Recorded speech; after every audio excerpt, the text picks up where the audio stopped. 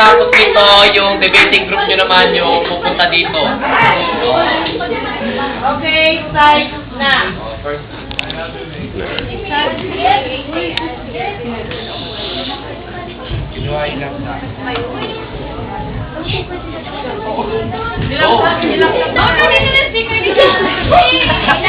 Yan na. Okay. O, listen yung timer. Nagsimula na, ha? Spotting, etc. is still actively practiced around the world, especially in the Philippines. It is regarded by the elderly as an effective way disciplining and punishing children when they are pushing their parents or guardians to the limit. But recent polls and studies are contradicting the use of physical force in punishing children for their wrongdoing. And it is expressed by our group that physical force is a very efficient way to discipline them, as a part of the process of producing future leaders and followers with a strong sense of what is right and wrong, good morals and good character for them, to teach to the future generations. I myself grew up in a family which aimed and achieved to produce well-mannered and humanely moral children, to expose to the outside world, a place where they will learn and develop themselves to be the future foundation of the world. So parents say, if you were spanked as a child, you know that it only hurts during that instant. It's better than throwing hurting words that could affect the total emotional quotient of your child. If talking to the child for the second or third time won't do, then a little spanking helps. As it says, Proverbs 13:24, he that spares the rod spoils his child. Disciplining a child involves talking to her and letting her know when she's misbehaving too much. You spank her so she'll learn and avoid doing things that might hurt or harm her. Physical abuse is excessive authority to hurt physically. The goal of spanking is to symbolize and demand respect in order to build a good character guided by Christian principles. Based on a 25-year study on spanking by Robert Lazarale, PhD, non-abusive spanking or giving 1 or 2 smacks on the hand is safe and effective for kids aged 2 to 6, given that it is used to support milder forms of discipline like timeout and reasoning. Spanking only works if parents do so calmly and with a clear explanation. Kids can see the difference between reasoned spanking and angry spanking, adds Dr. who is at University of Nebraska Medical Center in Omaha. Spanking is effective in the child that the child will stop the misdeed right away out of fear or pain, says Dr. Bautista. According to Dr. Phil, mothers who combine milder discipline tactics like reasoning with negative consequences such as spanking had the most success in changing negative behaviors. Therefore, our group is trying to express that physical force is a very effective way in punishing or disciplining children. It's a justifiable method in punishing children.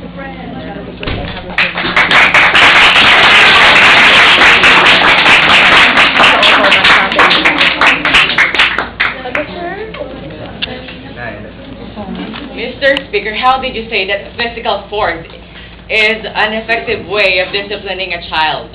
Basing on the 25 years, on the result of the 25-year study, that spanking, or which is an example, a very good example of physical force, is a very effective way.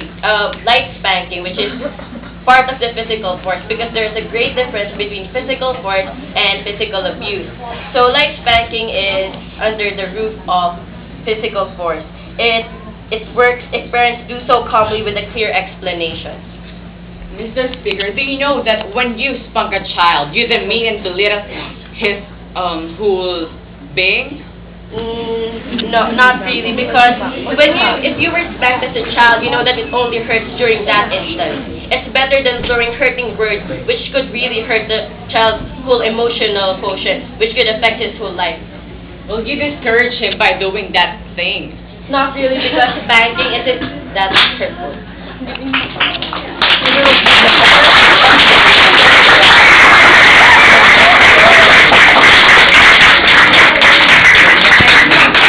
Ladies and gentlemen, judges, and my fellow speakers and classmates that are here today, good morning. We are all here today to discuss and debate the title, physical force a justifiable method of punishing children? What is punishment? Is it the outcome of wrongdoings or merely a way of display of power? Parents often tell us they hit us because they love us. But is it really necessary? Hitting a helpless child while they cry for mercy? I call it abuse. It's not love or punishment, it is abuse. A child is a child no matter what you do to it. A kid is a kid no matter what you say. Hitting is an act of presenting strength you have over the young ones that don't. And I think using the power over small children is not the act of love. It is the act of abuse.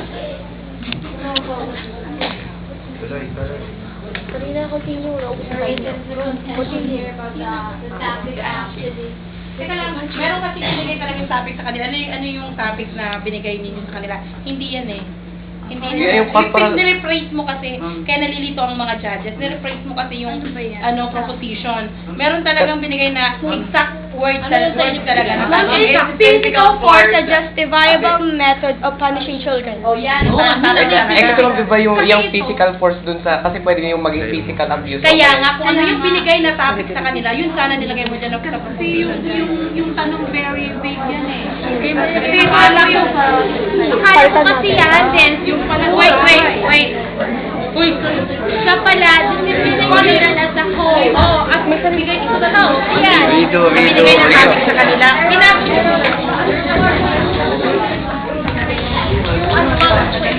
Kung ano talaga yung binigay yung topic sa kanila, huwag yung i-rephrase.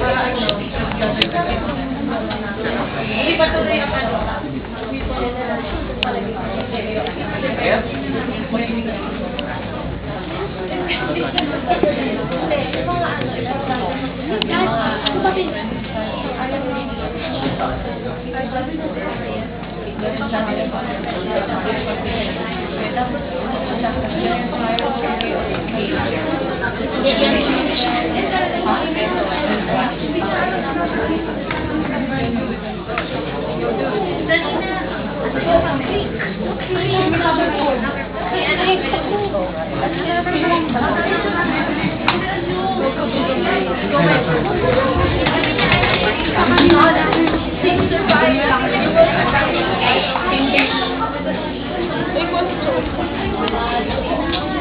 Ulit ba, Carla? Ha?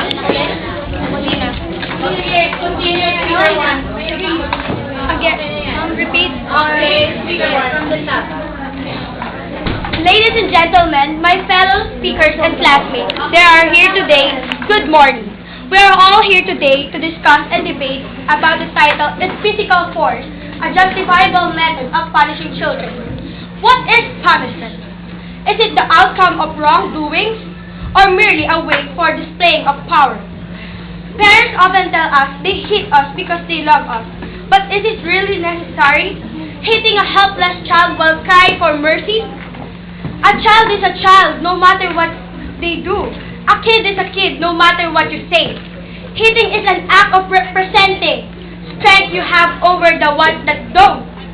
And I think using the power over small children is not the act of love.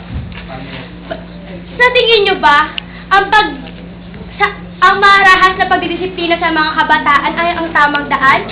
Pwede nyo naman silang kausapin ng masinsinan, hindi karahasan. Violence is not ended by non-violence.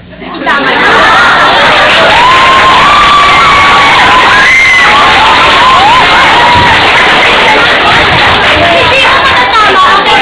Hindi mo matatama ang isang mali ng isa pang kamalian. That's all. Thank you.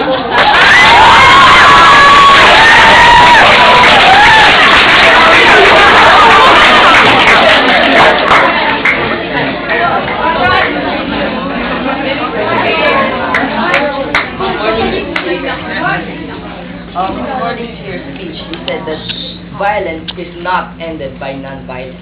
Yes. Not ended by non-violence. So Not ended by violence. you said it's not ended by non-violence.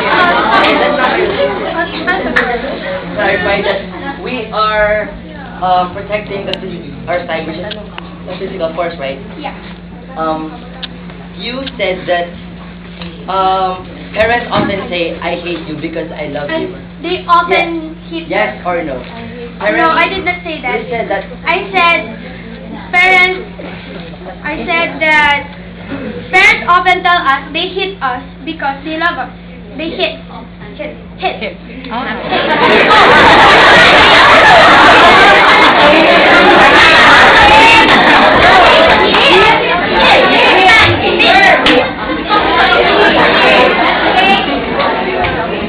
May eta unahan. Ba?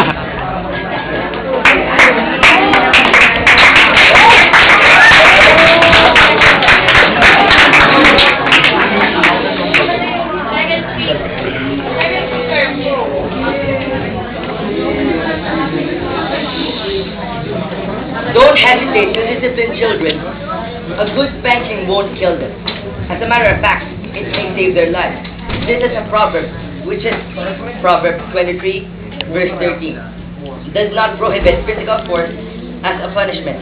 It encourages parents nor guardians to use this method of punishment since it is better than verbal punishment. Spare a rod and spoil a child. A biblical proverb that states that neglecting physical force may lead children to wrongness of their lives. If your parents spank you because you did something ineffably wrong, of course you'll think twice of doing it again. But if they ignored it or just talked you into stopping doing this, will you realize what you did was wrong as a kid? Now, would you rather be spanked and be disciplined, or do you like to be unharmed and be uncivilized and spoiled?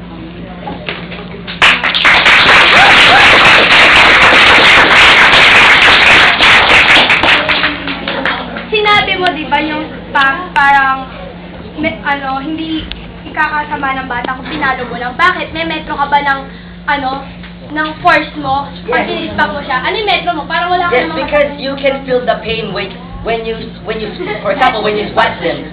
Or you can feel how painful you swat them or how painful you spank them. Paano? And the lost interaction. Paano mo?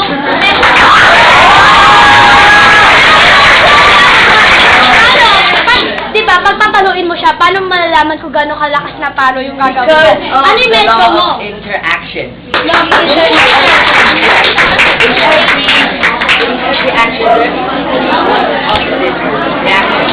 Paano mo nga malalaman kung gano'ng ka? You're using your hand, you can feel Excuse me, how painful. Mr. Speaker, tinatanong ko, paano mo malalaman, ano yung basihan mo kung anong punishment yung ibibigay mo? Hindi, ano may basihan mo sa pagpapalo mo pa lang, gagawin mo pa lang? Ano yung basihan mo sa punishment na ibibigay mo? Gaano kalaki yung kasalanan niya? Ano yun? Ano?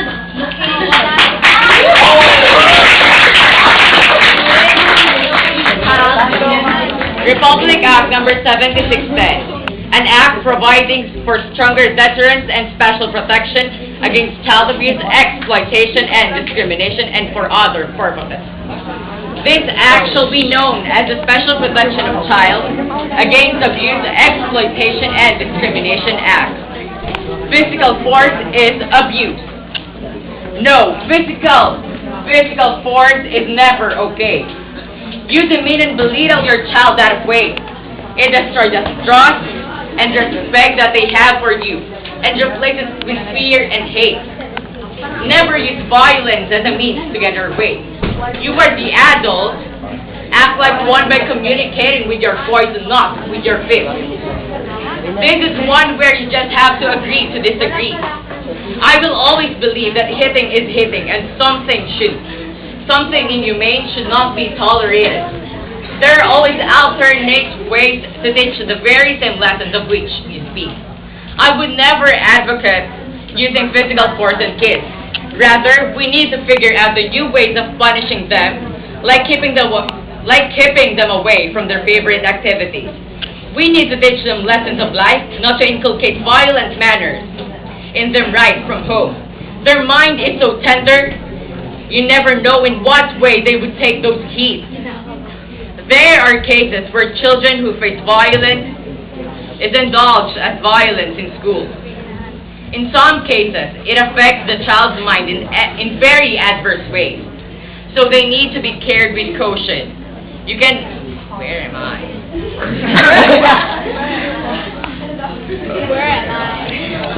You can always try guilt trips, the stare of death, telling them that the boogeyman likes scaring away naughty children. Discipline is the key in raising a child. I never said otherwise. The fact that you have to hit a child teaches your child nothing more than that you solve problems with violence. What does it say a child when the person who is supposed to love him more than anything in the world has to strike him to convey a point? How does that make him feel about them? What will they carry forth into the world from that experience? A clear message about how adults handle problems, that is something which can do no good in my opinion. No, I do not. Too many people believe that word discipline is equal to punishment. It is not. Discipline, especially self-discipline, means the ability to correct choices and adhere to a system of rules. Punishment is often the quickest way to teach this principle, but it is certainly not the best way. It can result in a child that has only learned not to get caught or to fear the parent. To properly teach discipline, you must first practice it yourself. Thank you.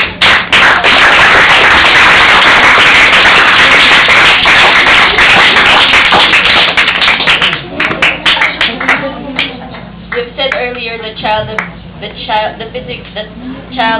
physical force is abuse. Yes. Do you call this abuse? No, physical force, the more violent one. You call that abuse? No, I said hitting. Do you know what's the meaning of That hitting? is physical force, but that's not abuse.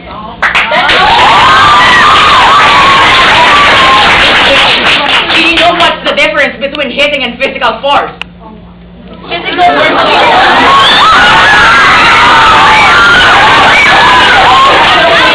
You're only But doing what I said earlier is hitting, not I am the only one allowed to ask questions here, okay?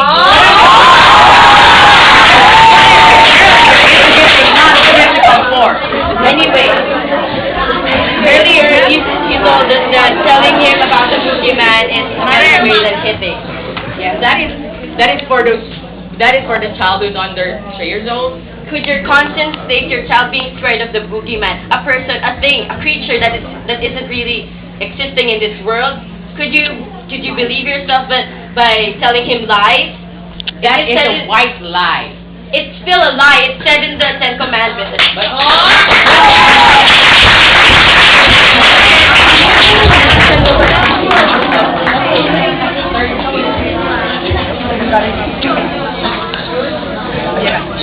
First of all, I would just like to clarify the meaning of corporal punishment used earlier used. Corporal punishment is the deliberate infliction of pain and suffering intended to change a person's behavior or to punish them. Currently, there are 106 countries that do not prohibit the use of corporal punishment from criminal assault in Canada, which stimulates that the assailant must be a teacher or a parent or a guardian, and that the force must be used by a way of correction, which means that you should only hit the child when he or she has done something wrong. That is our point, to discipline the children and to punish them for doing something wrong. And currently, the stated 106 countries also allow corporal punishment in their schools, and 147 are okay with going through corporal punishment in their homes. My point is, the debate here is about justifiable physical force used as a method of discipline. You were telling us things about physical abuse. There's a fine line between physical force as a discipline and physical abuse. Now, if you're still confused of what I'm saying, let me tell you the definition of the word justifiable. It means capable of being shown as reasonable or merited. You're only going to use what we're saying here when the child has really done something wrong. Because when you say you're going to talk to the kid or tell him things lies about the boogeyman, that'll cause psychological problems with the kid. He's going to grow up thinking that the boogeyman is in his closet, and if he does something wrong like reads porn, the boogeyman's going to get him.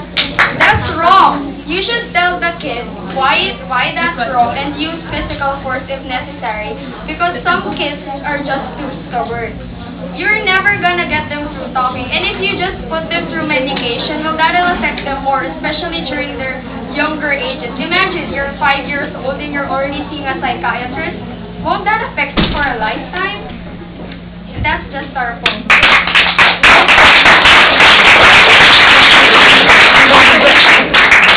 Okay, kung profesyon mo ba, ayaw ba yung metodo para malaman mo yung ginagawa mo sa anak mo?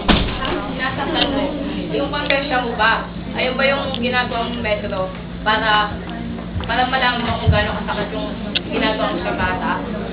Your conscience is only there, like, to tell you if you're doing something wrong or right. If you're disciplining the kid, of course your intentions must be for the good, right? E paano pag ang magulang ay walang confession? Then that's not physical force anymore as a form of discipline. That will become physical abuse, which is not the topic. Nagkapasa. Eh, kung sa school, di ba ang teacher tinuturuan, kailangan pa ba itong baluin para matuto? Kailangan pa rin yung bata sa school para matuto. Hindi, di ba? No.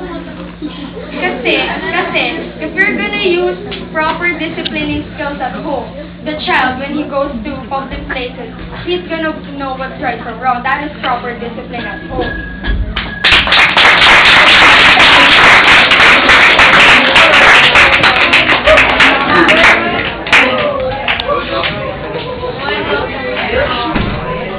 I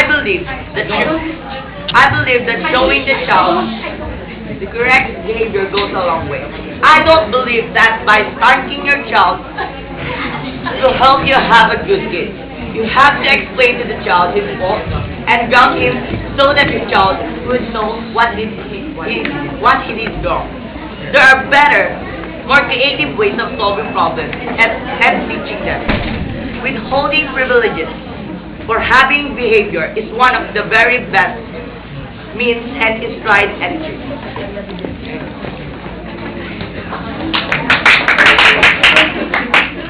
Why don't you believe that spanking is a good way of disciplining a child? Una sa lahat,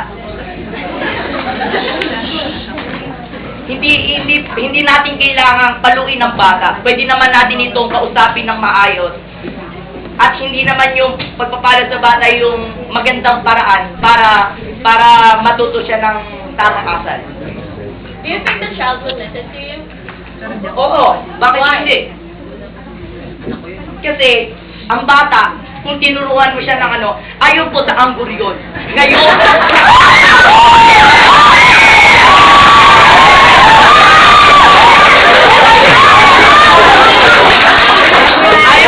ayon sa anggur yun, na tinuro ng aming buting guro na si Binibining o si Pinasidon.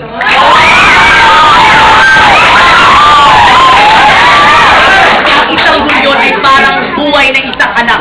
Kailangan po natin siyang, ang guryon ay kailangan may balanse.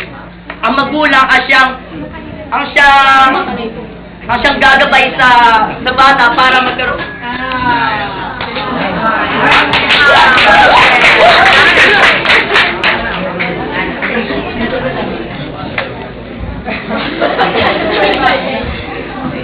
Physical force as a justifiable punishment.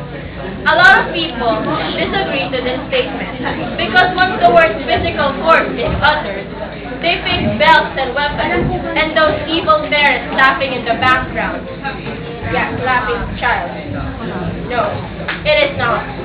Physical force means a weak slap on the head like this when they know it's bad. Physical force does not promote the use of weapons. A parent must use a hand when using physical force, not a weapon.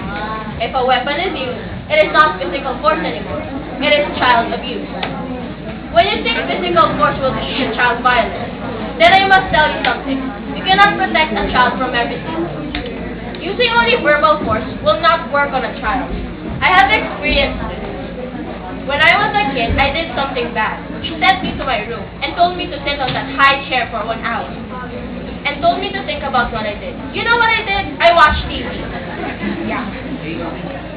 But back in the day, when physical force was accepted, no drugs were used, and less murder was happening around them.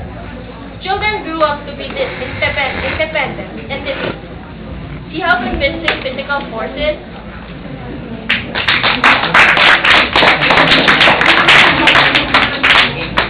Paano kung masanay ang bata na kada mali na ginagawa ay sinasaktan?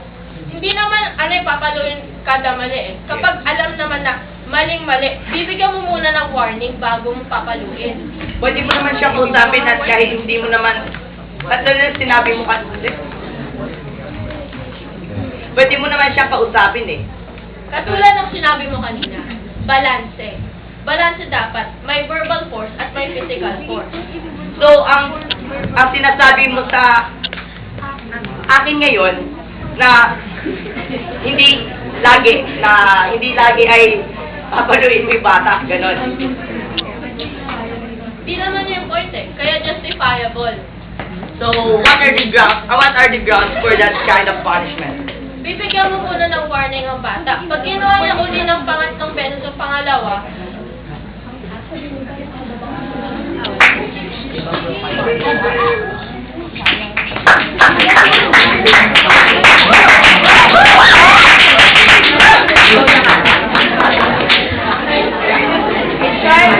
learning from the heart or learning through fear. Physical abuse against a child will only drive him or her make to the disobedient child. So our group disagrees that corporal punishment is not a good method for teaching a child. For your information, if you hit your child, that is physical abuse. Physical abuse includes hitting, shaking, kicking, punching, scalding, suffocating, and other ways of inflicting pain or injury to a child. The NSPCC believes that hitting children is wrong, wherever the circumstances. It is emotionally and physically harmful and sets a bad example to children. What's more, it isn't even a very effective way of encouraging better behavior. The NSPCC has a range of advice for managing children's behaviors without smacking. Mr. Speaker, once in your life, have you ever been hit? Yes. Yes. So that means you have been physically abused. Now, do you even have any plans to sue that person? Do you even remember who the person was that physically abused you? How many of them are they? How many people are they that hit you throughout your life? Do you even remember the exact number? That is the point. When hitting a child, oh wait, I'm supposed to just answer. Okay, now. And do you really believe that talking can just solve the problems with a child? Do you even consider teenagers as children? Yes. What if the child is using drugs?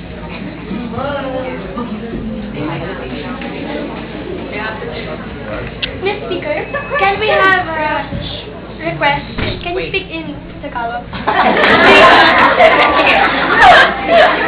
Paano kung gumagamit ng droga yung bata? Wait.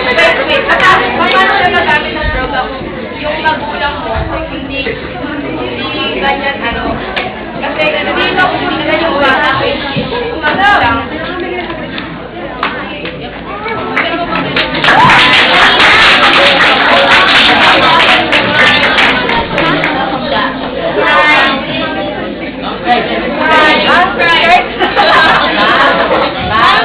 Are we going to have a free today?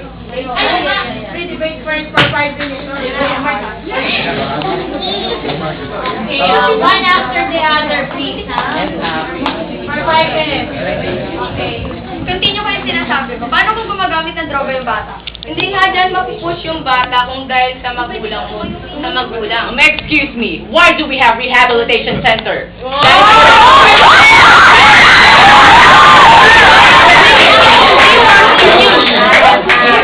Have you heard of the people from LaSalle doing drugs? Yeah. Have you heard of that case? They're rich people, right? And you must assume that they just talk to their kids because they're good parents, right? Are you sure that they even been to rehabilitation center? Are you sure? Can you just let me talk for a while? Sigurado ka ba na kinakausap lang nila yung mga bata? Sa tingin mo, hindi nila yung sinasaktan? Lahat naman tayo sinasaktan eh. Hindi ba? Physical force. Hindi, lahat What naman tayo we're talking sinasaktan, about diba? is that physical force is a justifiable method of punishing a child. Yeah, you even want your child to be in a rehabilitation. But rehabilitation is a purpose for the usage of drugs. You not in a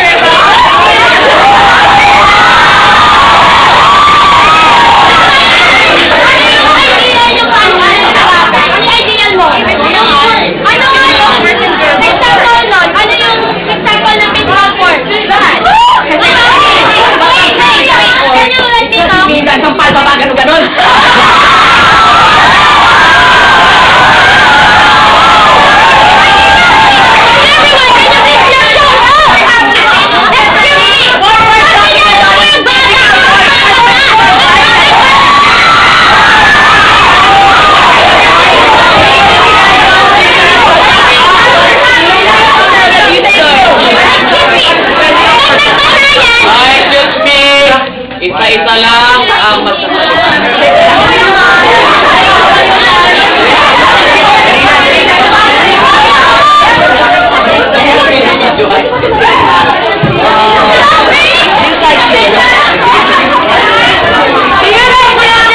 Do you have children? I mean, do you like children? Yeah.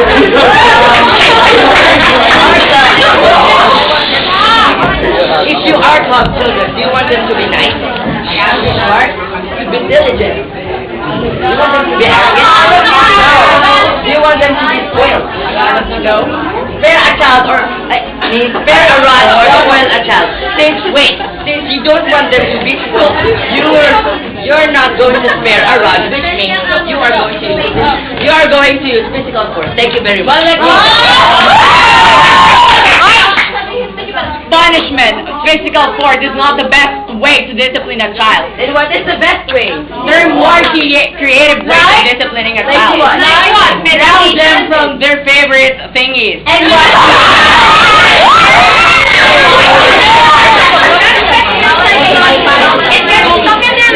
Excuse me, ano ba yung ideal mong punishment sa bata? Pag hinihit mo sila, di ba, parang nababawasan mo yung emotional, parang nasisira mo emotional balance niya kasi na-hurt siya from inside. Actually, after yung verbal, nasaktan ka. Pag yan, pag pinalo ka magpapasa, may sign yun na nabugbog yung bata. At ika nga ni Kuya Franz, pag ang laban nabugbog, inuuot. Gusto pa ko.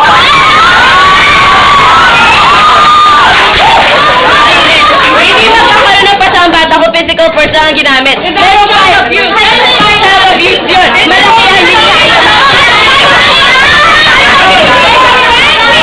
ang sa temper mo? Kaya ka sa temper mo? Kaya ka gamit ang kamay para lalo ka sakit.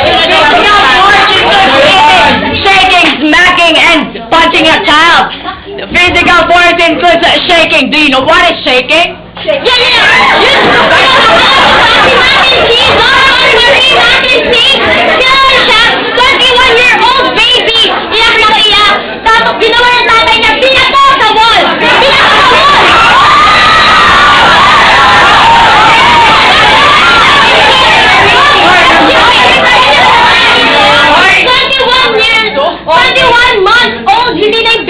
Actually, nakakapaglakad na yun. Sorry, it's my mistake. 21 months old! Excuse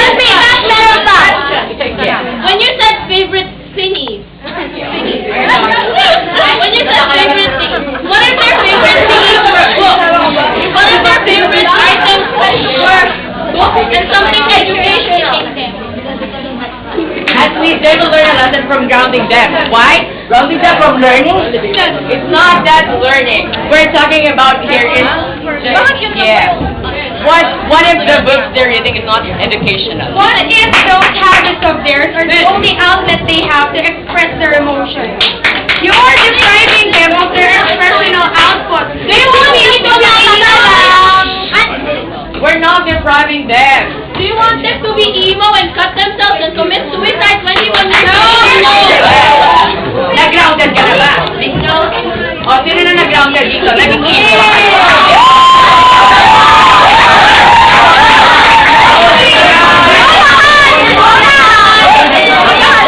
Keep quiet, Yakan, take your seat, and stop quiet.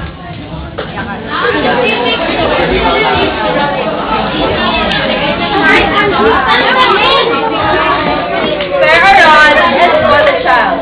Don't hesitate to discipline children. A good spanking won't kill them. These are biblical proverbs that state that neglecting physical force may lead to the wrongness of their lives. When we say physical force, we do not mean child abuse. There is a fine line between them. According to the last speaker, physical force means a weak slap on the hand. Physical force does not promote the use of weapons. A parent must use a hand when using physical force, not a weapon. If a weapon is used, it is not physical force anymore. It is child abuse. Based on a 25-year study on spanking by Dr. Lazare, PhD, it is safe and effective for kids aged 2 to 6, given that it is used to support other forms of discipline. Like timeout and reasoning. Spanking only works if parents do so calmly and with a clear explanation. Kids can see the difference between reasoned spanking and angry spanking, as Dr. Lazare, who is an associate psychology professor at the University of Nebraska Medical Center in Omaha.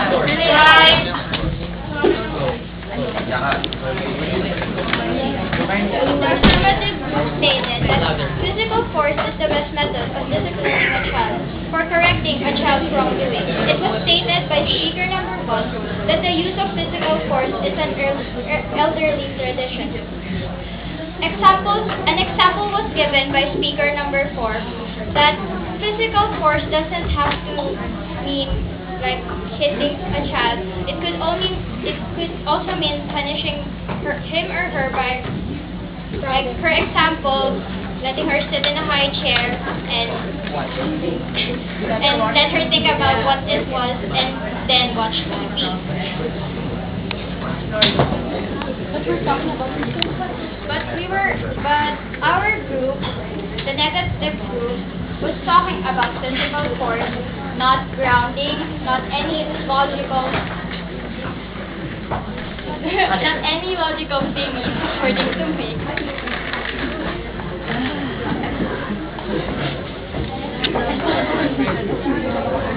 Physical force includes hitting, shaking, kicking, punching, holding, suffocating, and other ways of inflicting pain or injury to a child.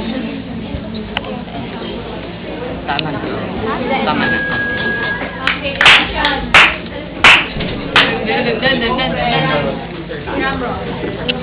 Drum roll. Okay, so, ayan.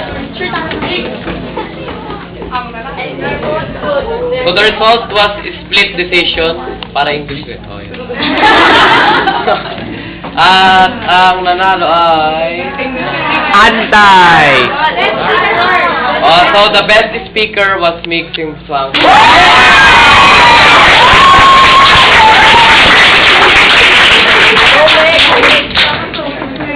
And the winner is Antay. Pro.